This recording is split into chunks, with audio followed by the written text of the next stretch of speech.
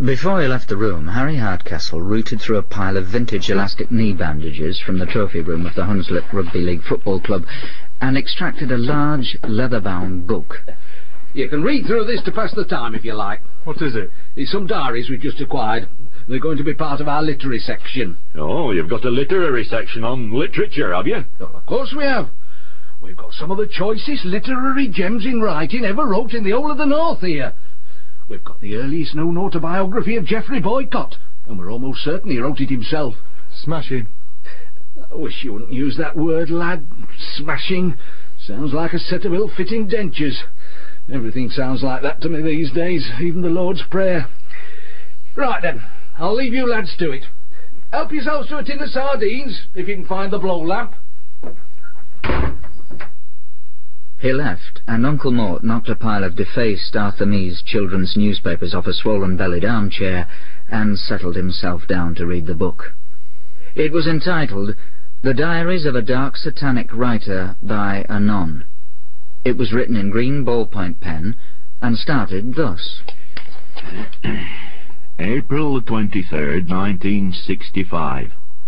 Another rejection slip. My 21st. Maybe I should give a party. What am I doing wrong? Why aren't I a famous northern writer like Stan Barstow and the Yorkshire Post? I've got an O-level in woodwork, and everyone says I'm the spitting image of Margaret Drabble. Maybe I should use double spacing on my typewriter. Carter Brandon curled himself up in the zinc bath in front of the toothless fireplace, and Uncle Mort read on. April the 23rd, 1969. Another rejection slip. My 427th. I think I'm beginning to look like Michael Holroyd. And that reminds me, I must get on with my definitive biography of Phil Drabble. Carter Brandon closed his eyes, sighed deeply, and his kneecaps clanked contentedly against the sides of the zinc bath. Uncle Mort lit up his bent stem pipe and continued to read.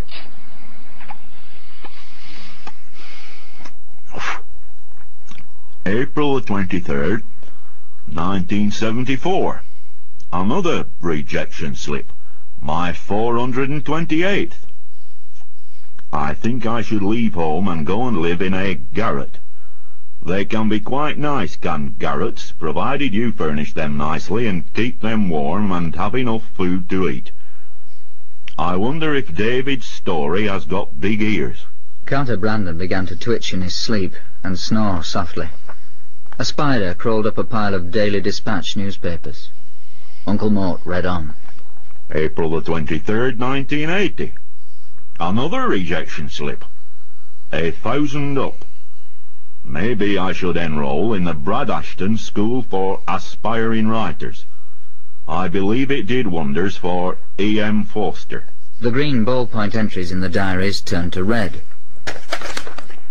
April the 23rd, 1984. Another rejection slip. My 2,458th. My green ballpoint pen has run out. I think it's done very well considering. If only I could win the Booker Prize, I'm sure it would give me enormous encouragement. I could have been any famous writer in the whole of the North, if only I'd not been me. Carter Brandon stirred in his sleep and grunted.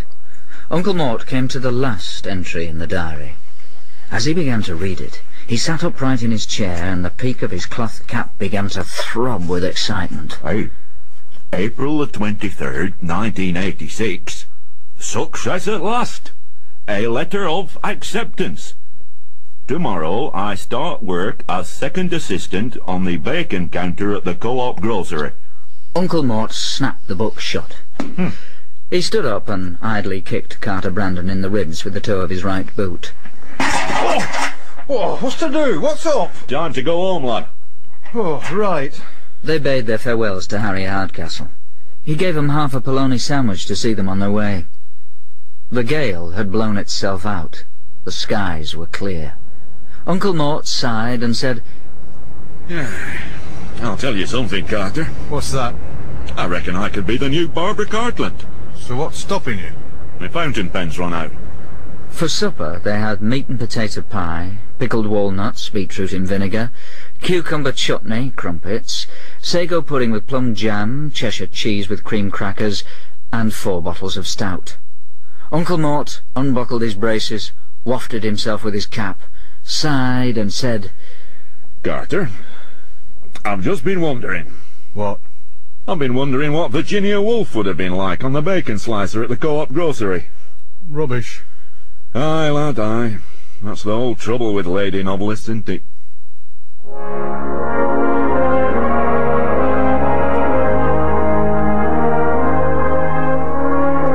That was Dark Satanic Writer.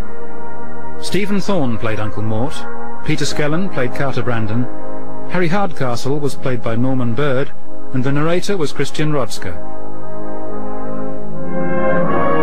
Uncle Mort's North Country is written by Peter Tinniswood and produced by Pete Atkin.